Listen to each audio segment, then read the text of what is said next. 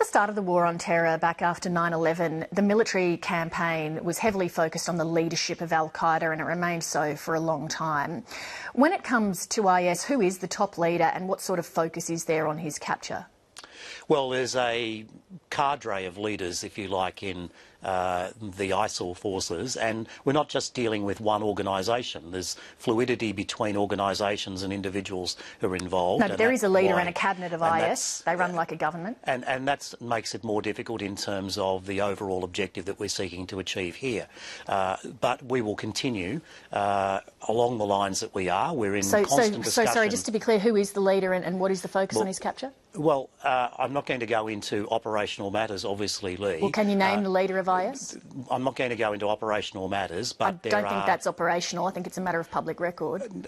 Lee, I'm trying to answer your question as best I can, and that is that ultimately our aim here is to degrade and to defeat ISIL. Now, ISIL operates not just in Iraq but across Syria as well, and there is fluidity between groups. There's not just one group involved and not one just group of individuals involved, and so we have to counter that as best we can over the coming weeks and months.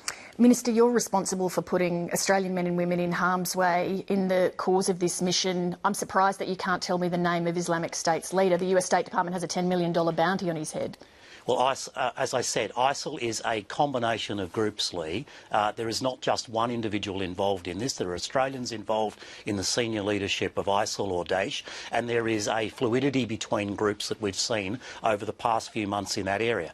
There's not just one person involved, there's a series of people involved, and we must ultimately destroy all of them if we're going to degrade their operations in that area. The specific person to whom I've been referring is Abu Bakr al-Baghdadi.